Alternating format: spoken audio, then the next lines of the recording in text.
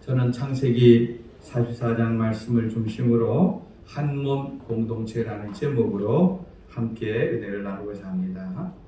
여러분, 세계에서 4년에 한 번씩 둥근 공 하나를 가지고 온 지구촌이 주목하고 열광하고 웃기도 하는 축제가 있습니다. 뭔지 아시죠?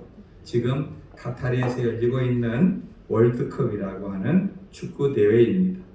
조그만 공 하나를 놓고 온 국민이 웃기도 하고 울기도 합니다. 여러분, 지난 20여일간 우리는 굉장히 행복한 시간을 가졌습니다. 왜냐하면 우리나라가 감히 잘 올라가지 못하는 그 16강이라는 곳에 고지를 점령한 것입니다. 그랬을 때 정말 밤잠을 설치면서 그 광경을 보고 아마 모두가 다 화제를 떠올리고 기뻐했을 것입니다.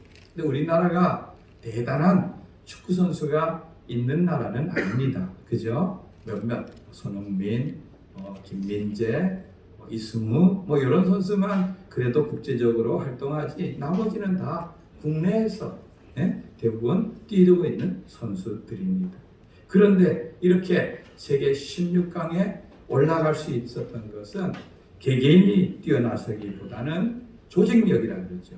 한 팀이 되어서 그 일들을 했기 때문인 것입니다. 그럼 지금은 오늘 새벽까지 이제 8강전이 치러지고 4강이 남았죠.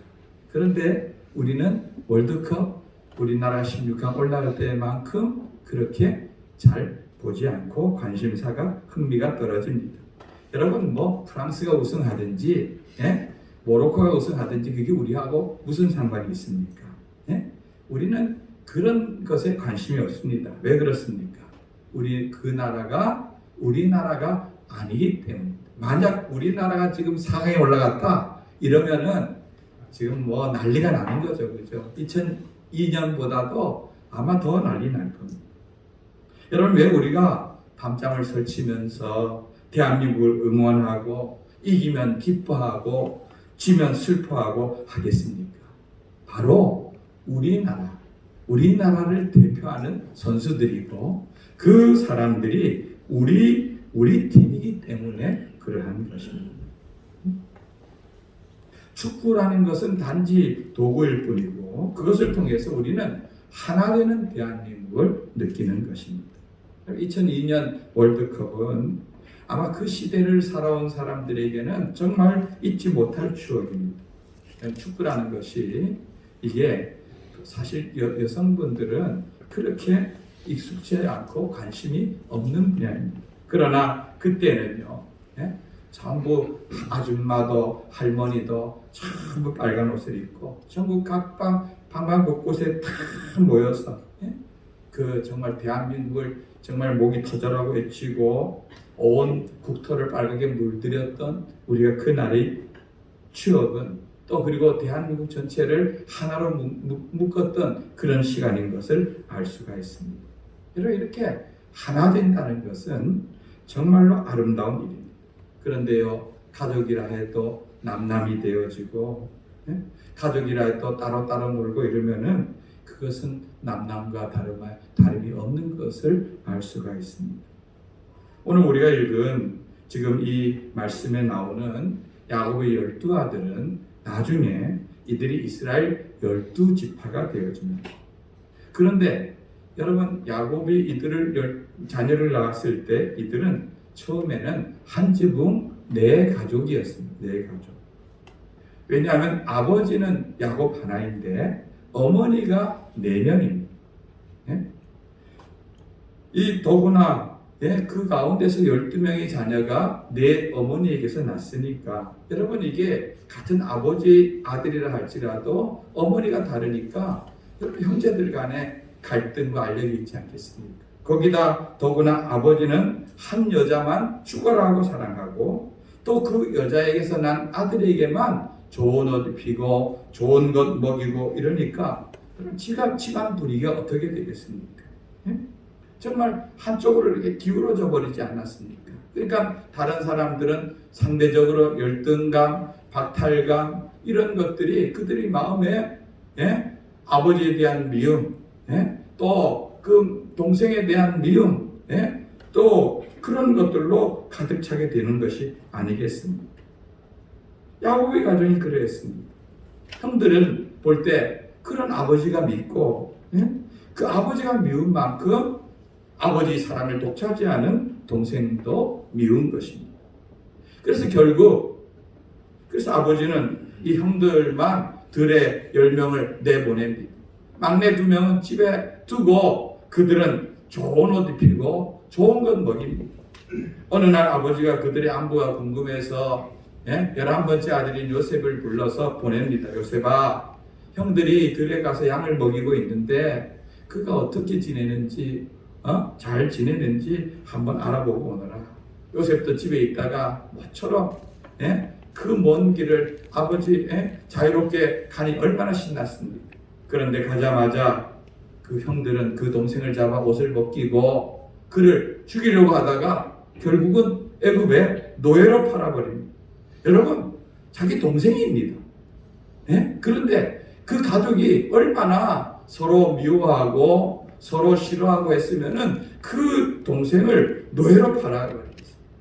그렇게 팔려간 사람이 요셉이라고 하는 사람입니다. 여러분, 노예로 팔려가서 얼마나 많은 우여곡절을 겪습니다. 그런데 그가 나중에 애굽이라는 나라의 총리가 되어집니다. 그런데 총리가 되어지고 그리고 팔려간 그 시점부터 한 20여 년 뒤에 애국과 주변의 나라가 큰 흉년이 듭니다. 그러니까 이 요셉을 판 형들도 애굽에 양식이 있다는 얘기를 듣고 거기로 양식을 사러 가서 형님들이 와서 절을 하는데 요셉은 그 형님들을 단박에 알아봤을까요? 못 알아봤을까요? 알아보죠. 여러분 20년 동안 형들에 대해서 잊을 수가 있겠습니까? 근데 형님들은 요셉을 모릅니다. 왜냐하면은 그가 이렇게 총리라고 하는 높은 지위에 오르려고는 상상도 못할 일이겠죠. 여러분, 만약에 형님들이 와서 자기에게 절한다 할 때에 여러분 같으면 여러분이 요셉이라면 어떻게 하시겠습니까? 여러분, 요셉은요 이 당시 나라의 전권을 갖고 있는 그러한 총리였습니다. 그가 말 한마디면은 이 형님들 전부를 노예로 삼을 수도 있고 아니면 다 죽여버릴 수도 있는 위치에 있었습니다. 그런데 요셉은 그렇게 하지 않았습니다. 왜냐하면 요셉은 하나님을 믿는 사람이었기 때문입니다. 요셉은요 하나님의 섭리를 믿었습니다. 섭리란 말은 좀 익숙지 않은 말이죠. 그죠? 근데 국어사전에 보면 섭리는 이렇게 되어 있습니다. 우리 앞을 보고 한번 읽어봅니다. 시작. 섭리, 세상과 우주 만물을 다스리는 하나님의 뜻. 즉 다른 말로 하면은 하나님이 내 인생에 섭리가 있어서 나를 여기에 노예로 팔아서 보냈다. 내 인생에는 하나님의 계획이 있다. 하나님이 계획 속에서 형님들이 손을 통해서 나를 노예로 판 거다. 그러므로 나를 애굽에 보낸 것은 형님들이 아니고 누구다? 하나님이시다.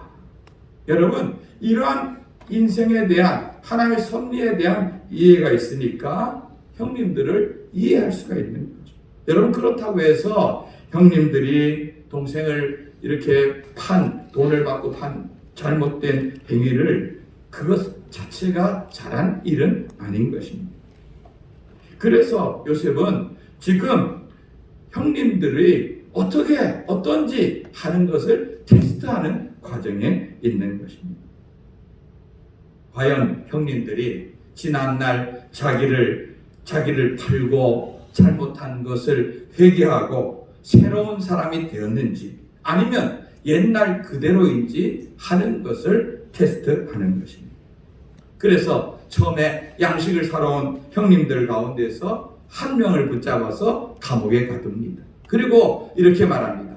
만약에 너희들이 다시 올라갔다가 양식 사러 올 때에는 너희들이 집에 있다고 하는 막내 동생 베냐민을 데리고 와라. 데려오지 않으면 너희들이 양식도 못 살 뿐더러 여기에 갇혀있는 이 형도 너희들은 데려가지 못할 것이다. 그리고 그 형님들이 와서 형님들을 지극한 정성으로 대접을 하고, 그리고 형님들은 감옥에 있던 그 사람마저 그들은 이제 다시 풀려나고, 막내 동생도 다 함께해서 양식을 사서 즐거운 마음으로, 야, 이제 모든 것이 다 끝났다, 해결되었다, 이제 돌아가서 양식 먹으면서 기근이 때를 이기자 하고 올라가고 있었습니다. 그런데 요셉은 그 형님들을 돌려보내면서 베냐민의 자루에다가 몰래 자기 은잔을 거기다 집어넣었습니다. 청지기에게 시켜서 집어넣도록 했습니다. 그리고 유유히 떠나가는 그들이 얼마 못 가서 종들을 보내서 이렇게 말합니다. 야, 이놈들아, 너희가 어떻게 은혜를 원수로 갚을 수가 있니? 우리 주인이, 우리 총리가 너희들을 데려다가 잘 먹이고 양식도 주고 다 해서 돌려보냈으면은 그대로 가야지. 어떻게 우리 주인의 은잔을 훔쳐갔느냐? 그러니까 이들이 깜짝 놀랄 수밖에 없죠. 아니, 그리고 자기들이 대접받은 것은 분명하지만 그 총리의 은잔을 훔친다는 생각조차도 안 했는데, 그걸 훔쳤다고 하니까 이 형님들이, 모든 사람들이 그렇게 말합니다. 아니, 우리는 그런 일이 없습니다. 그리고 만약에 정말 그 총리의 은잔이 발견된 사람이 있으면은 그 사람이 당신의 노예가 되겠습니다. 왜요? 자기들 깨끗하니까. 그렇게 말하죠. 그런데 형님, 제일 큰 형님부터 자루를 풀어봤습니다. 자루를 풀어봤는데 첫째, 둘째, 열째까지 다 풀었는데 거기서는 은잔이 안 나왔는데, 막내 자루를 딱 풀자 뭐가 있습니까? 은잔이 있습니다. 요셉이 자기 종을 통해 집어넣은 거죠. 그죠? 그러니까 꼼짝없이 베냐민은 현행범으로 증거물이 있으니까 붙잡힌 것이죠. 그리고는 이 청지기가 형님들이 이렇게 말합니다. 내 잔을 훔친 이놈만 내 종이 되고 너희들은 편안히 올라가서 아버지 공양하고 살아라. 여러분, 요셉이 이렇게 한 이유가 뭘까요? 요셉은 20년 전에 자기를 애굽에 팔 때에 형들이 어떻게 행동했는지 하는 걸 알기 때문에 20년 후 이 베냐민에게 어떻게 행동하는가 하는 것을 보고자 하는 것입니다. 확인하고 싶었던 것입니다. 여러분, 20년 전에 이 형제들은 10명의 형들은 똘똘 뭉치고, 그리고 요셉은 그들과는 따로 같은 형제이지만 같은 아버지 아들이지만 다른 사람으로 취급했습니다. 따로 국밥이었습니다. 요셉 따로, 형님들 따로. 그래서 형님들이 의기투합해서 요셉을 돈 받고 팔아먹은 것입니다. 그래서 요셉은 갑자기 애굽으로 노예로 팔려가고 형님들은 집으로 갔습니다. 그래서 이제 요셉이 그들에게 이렇게 말합니다. 이 베냐민만 내게 노예가 될 것이다. 나머지는 다 올라가라. 이렇게 말합니다. 이때에 유다가 나서서 이렇게 말합니다. 16절 말씀을 같이 한번 읽어봅니다. 시작. 유다가 말하되 우리가 내 주께 무슨 말을 하오리이까? 무슨 설명을 하오리이까? 우리가 어떻게 우리 정직함을 나타내리이까? 하나님이 종들의 죄악을 찾아내셨으니 우리와 이 잔이 발견된 자가 다 내 주의 노예가 되리라. 여러분, 유다 입장에서는 얼마나 억울하겠습니까? 그죠? 또 은자를 훔친 적이 없는데 설명할 수 없습니다. 다 설명할 수도 없고 우리가 정직하다는 걸 어떻게 다 말할 수도 없고. 그런데 뭐라고 말합니까? 마지막 두 번째 줄 보세요. 우리와 이 잔이 발견된 자가 다가 뭡니까?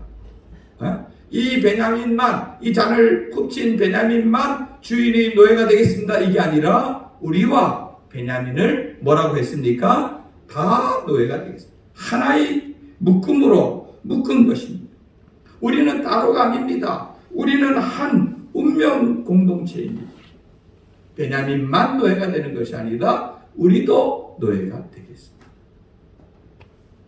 여러분, 이 20년 전에 이 유다는요, 요셉을 팔자고 했던 그 장본인입니다. 여러분, 그 당시는 요셉이 형들이 눈에는 눈에 가시같이 보여서 그를 미워해서 팔았지만은, 요셉이 옷을 들고 집에 돌아가서 거기다 양의 피를 묻혀서, 아버지, 우리가 오는 길에 이 옷을 발견했는데 이 옷이 요셉의 옷이 아닌지요? 아버지가 그 요셉의 옷을 들고 대성통곡합니다. 아무리 형들이 위로를 해도 위로가 안 됩니다. 어떻게 자기 신부를 보낸 막내 아들이 이렇게 옷이 다 찢어져 왔는데 그걸 보고 아버지가 울지 않을 수가 없습니까? 그것도 사랑하는 아들을 그렇게 했을 때 아버지가 얼마나 죄책감과 고통 가운데 지내겠습니까? 여러분, 그걸 바라볼 때 형들이 마음 또한 어떻겠습니까? 야, 우리가 아버지 믿고 요새 미워서 팔았지만 저렇게 아버지가 고통스러워하는 것을 볼 때 그들 또한 괴로운 날들을, 많은 날을 보냈을 것입니다. 성도 여러분, 우리가 이렇게 미움으로, 원망으로 얻을 수 있는 것은 아무것도 없는 것입니다. 오히려 그것은요, 미움은 괴로움과 분노만을 더 유발할 뿐인 것입니다. 어떤 경우에라도 사랑으로 이겨내시길 바랍니다. 그 길만이 우리가 사는 길이고 승리하는 길인 것입니다. 여러분, 유다가 그런 아버지의 괴로움을 보고, 그걸 보고 자기가 뭔 짓을 저질렀습니까? 동생들을 선동해서 요셉을 팔자고 했던 사람이 아닙니까? 그러니까 더 괴롭겠죠. 그 괴로움을 이기지 못해서 그는 결국은 내가 여기 가정에 이렇게 있어서는 나도 못 살겠다 하고 그곳을 떠납니다. 여러분, 그 야곱의 가정이 어떻게 보면 콩가루 집안 같아도 거기가 그래도 하나님을 믿는 믿음의 공동체입니다. 아브라함 때부터 아버지 이삭 때 그리고 야곱 때 함께 믿음으로 살아가는, 거기서 아웅다웅하고 때로는 미워하고 해도 그들은 또 하나의 공동체인데요. 유다는 그런 공동체를 떠나서 자기 마음대로, 여러분, 믿음의 공동체를 떠나면 어디로 가겠습니까? 세상 사람들이 속해 있는 곳으로 가지 않겠습니까? 여러분, 이 유다가 그 공동체에서 떠나서 어떤 인생을 사는지 성경에 보면 자세하게 기록되어 있어요. 제가 설명을 안 드리겠습니다. 그가 완전히 밑바닥까지 내려갔어요. 바닥 밑바닥까지. 세상 사람들도 가지 못하는 그런 길로 갔어요. 그런데요, 어떤 계기가 되었는지 몰라도 유다는 다시 공동체로 돌아옵니다. 그리고는 오늘 말씀해 보면은 완전히 이전과는 다른 사람으로 등장하는 것입니다. 여러분, 양식을 사러 갈 때 아버지는 베냐민을 끝까지 안 놓으려고 합니다. 이 아들마저 보내면은 아버지는 더 이상 살 소망이 없다고 얘기해서 안 놓으려 할 때, 유다는 이 아들을 데려가지 않으면은 감옥에 갇혀있는 형도 못 찾고 양식도 못 찾는 걸 알기 때문에 아버지에게 이렇게 약속합니다. 창세기 43장 9절 말씀 읽어봅니다. 시작. 내가 그를 위하여 담보가 되오리니 아버지께서 내 손에서 그를 찾으소서. 내가 만일 그를 아버지께 데려다가 아버지 앞에 두지 아니하면 내가 영원히 죄를 지리리라. 여기 보면 유다가 뭐라고 합니까? 아버지, 제가 제 목숨을 담보로 걸겠습니다. 담보가 뭡니까? 만약에 이 일이 잘못돼서 베냐민이 어려움을 당하거나 죽거나 이러면은 나는 목숨을 걸고 그걸 지켜낼 뿐 아니라 베냐민 목숨과 내 목숨을 바꿔서라도 아버지 앞에 베냐민을 반드시 데려놓겠습니다. 약속한 것입니다. 그리고 오늘 이 요셉 앞에서 그 자기가 아버지 앞에 한 약속을 지키는 것입니다. 마지막에 이 유다가 그 총리, 자기 동생인지도 모르는 총리에게 이렇게 얘기합니다. 이 아이의 목숨은, 이 베냐민 내 막내 동생의 목숨은 아버지의 목숨과 연결되어 있어. 아버지가 20년 전에 그 11번째 아들을 잃어버려서 너무 고통스러워하고 이랬는데 이 막내 아들마저 잊어버리면은 아버지는 죽습니다. 우리 아버지는 죽습니다. 나는 이 아버지가 죽는 거 나는 못 봅니다. 그렇기 때문에 이 아버지를 살리려면은 이 막내 아들을 보내야 되는데 이 막내 아들이 내 주인의 은잔을 훔쳐서 노예가 되게 되었으니 제가 대신 이 아이 대신해서 노예가 되겠어요. 그리고 이 아이를 보내주셔서 이 아이도 살려주시고 우리 아버지도 살려주세요. 우리 가족을 살려주세요. 여러분, 유다도요 가정이 있는 사람, 유다도 자녀가 있는 사람. 그런데 아버지를 살리고 가정을 살리기 위해서 자기 자신을 던지는 것입니다. 이 유다는 20년 전 이 요셉을 팔 때의 그 형들이 아닌 것입니다.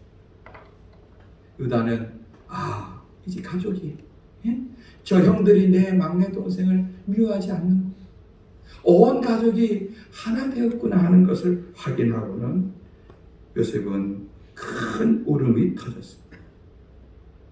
여러분, 이 울음이 얼마나 컸는지 그 가까운 궁중에까지 들렸다고 할 정도로 큰 울음이 터졌습니다. 여러분, 이 울음은 여러 가지 의미가 담겨 있을 것입니다. 자기가 아무리 아버지 사랑을 받는 자녀를 해도 자기가 한 일이 노예로 팔 만큼 그렇게 심한 일인가 하는 형님들에 대한 원망하는 마음도 있었을 것입니다.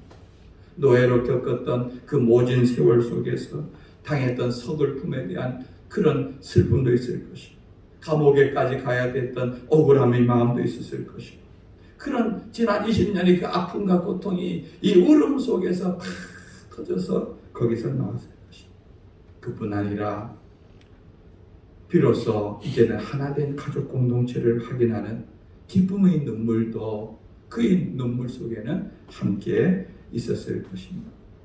여러분, 이 장면을 계기로 해서 이렇게 딸국밥이었던 이스라엘 자녀들이 비로소 하나의 공동체가 되어지는 것입니다. 여러분, 이 모든 일의 중심에는 누가 있었습니까? 유다가 있었습니다. 유다. 자신을 던져서 자신을 희생해서 아버지를 살리고 막내 동생을 살리고 가족을 살리고자 했던 그런 희생과 헌신이 있었던 것입니다. 여러분, 이것이 위대한 예수 그리스도의 사랑과 연결되어 있는 모습을 볼 수가 있습니다. 여러분, 얼마 안 있으면 우리가 성탄절을 맞이합니다. 성탄절이 뭡니까? 하나님께서 죄인된 우리, 영원히 죽을 수밖에 없는 우리를 구원하고 우리를 살리기 위해서 자기 독생자 예수님을 이 땅에 보내주신 것입니다. 그 날이 성탄절입니다. 우리는 기쁘고 즐거운 날이지만 하나님은 자기 아들을 이 땅에 보내 죽게 하려는 그런 계획을 가지고 슬픈 날입니다. 여러분, 이 예수님이 이 유다 지파의 후손으로 온 것이 우연이 아닌 것입니다. 유다 지파는요, 이렇게 자기를 던져서 공동체를 살리고 했던 이 일을 통하여서 그 유다 지파를 통하여서 결국 다윗 왕이 왔고 예수 그리스도가 이 땅에 오셨습니다. 여러분, 이것은 무엇을 의미합니까? 예수님을 통하여서 우리를 살리신 그 주님, 유다를 통하여서 이스라엘 공동체 하나 되신 주님, 공동체는 이런 희생 위에서 세워져 가는 것을 볼 수가 있습니다. 여러분, 하나님은요, 하나된 공동체를 축복하시는 줄 믿으시기 바랍니다. 얼마 전에 이런 통계조사가, 여론조사가 나와서 제가 깜짝 놀랐어요. 2022년부터 우리들이 여러 가지 생활들이 있잖아요. 생활 영역이 있잖아요. 개인 생활이 있고, 가족 생활이 있고, 종교 생활도 있고, 여러 가지 영역이 있는데, 여러분, 모든 사람들이 생각하는 생활 영역에서 1위가 뭔지 아세요? 1위가. 2022년 1위가 뭐냐면은, 그동안은 지금 2021년까지는 우리들에게 제일 여러분들이 시간과 삶을 투자하는 제1의 공동체가 제1의 생활이 뭡니까? 이렇게 했을 때 1위가 가족 생활이었습니다. 가족 생활. 나보다는 뭐요? 가족이 먼저고, 내 어떤 일정보다는 가족 일정이 먼저고, 그걸 위해서 나를 희생하고 맞춰가는 가족이 1등이었어요. 근데 올해부터 1등이 뭐냐면은 내 개인 생활이 1등으로 올라갔어요. 가족 생활이 2등입니다. 종교 생활은 5등입니다. 물론 여러분, 물론 우리 가족이 중요하죠. 그런데 지금의 세대는 개인이 더 중요하다는 것입니다. 아마도 점점 지금은 핵가족 시대를 지나서 1인 가족, 1인 가족이 점점 늘어나고 있습니다.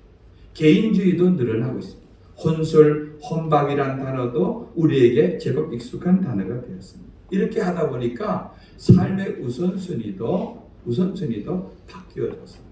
가족보다는 누가 먼저다? 내가 먼저. 이렇게 사회가 흘러가고 있습니다. 아마 앞으로 세월이 지나가면 지나갈수록 더할 것입니다. 그런데요, 이런 세상의 흐름대로 우리 교회 공동체도 따라가야 되느냐? 여러분, 성경은 어떻게 말하는지 한번 읽어보길 원합니다. 로마서 12장 2절 말씀 한번 읽어봅니다. 시작. 너희는 이 세대를 본받지 말고 오직 마음을 새롭게 함으로 변화를 받아 하나님이 선하시고 기뻐하시고 온전한 뜻이 무엇인지 분별하도록 하라. 세상 따라가라, 따라가지 말라, 따라가지 말라. 세상이 점점 개인주의가 심해지고 혼자 하는 것이 심해지고 한다 할지라도 너희 믿음이 사람들은 하나님 뜻을 분별할 줄 알고 하나님 뜻을 따라서 살아가는 것이 바람직한 인생이다 하는 것을 말씀하고 있는 것입니다. 여러분, 우리는 하나님 뜻을 분별하여서 하나님 기뻐하시는 교회와 성도들이 되길 바랍니다. 탈무드에 보면 이런 이야기가 나옵니다. 재미난 이야기입니다. 어떤 여인이 아기를 낳았는데 머리가 2개입니다. 머리가 2개. 몸은 하나입니다. 팔다리는 각각 2개씩인 아이를 낳았습니다. 그러니까 머리가 2개니까 이게 2명입니까? 몸이 하나이니까 1명입니까? 그래서 이 여인이 궁금해서 이 문제를 랍비에게 가져가서 물었습니다. 랍비가 이렇게 말했습니다. 만약에 이쪽 머리를 한 대 콱 주워봐라. 주입뼈야. 이쪽 머리가 이쪽이 아프다고 우는데 반대쪽 머리가 기죽이서 웃는다. 이러면 이 아이는 몇이다? 2이다. 근데 이쪽을 때렸는데 이쪽 아이도 같이 하고 우는데 이쪽 아이도 같이 하고 울면은 비록 머리가 2개라도 얘는 한 몸이다. 여러분, 사실 머리가 2개인 이런 아이가 태어난 걸 말하겠습니다. 여기서 말하는 것은 공동체는, 한 몸 공동체는 함께 울고 함께 웃고 함께 한다는 것입니다. 여러분, 우리 교회도 앞으로 모든 사역 가운데 여러분 함께 하길 바랍니다. 여러분, 이 코로나가 끝나면서 정말 많은 변화를 우리에게 가져왔습니다. 특별히 우리 가운데 보면은요, 교회에서 예배드리고 같이 식사를 나눠야 되는데 그 자리가 불편해서 떠나는 분들이 있습니다. 함께하지 못합니다. 왜 그렇습니까? 그 일에 같이 참여하지 못하니까 나는 밥을 못 먹겠다 해서 가겠다는 겁니다. 정말 안타까운 일입니다. 여러분, 우리는요, 모든 일을 같이 해야 됩니다. 잘하든 못하든 관계없이 마음과 힘을 모아서. 여러분, 오늘 새로 새 일할 집사님들을 임명했습니다. 우리가 함께 협력해서 함께 교회를 세워가는데 힘과 마음을 모아주실 바랍니다. 그렇게 하나된 공동체, 하나된 마음이 되어질 때 그 공동체를 하나님 기뻐하시고 축복할 줄 믿고 그러한 저와 여러분들이 되기를 주님의 이름으로 축원드립니다. 우리 한번 말씀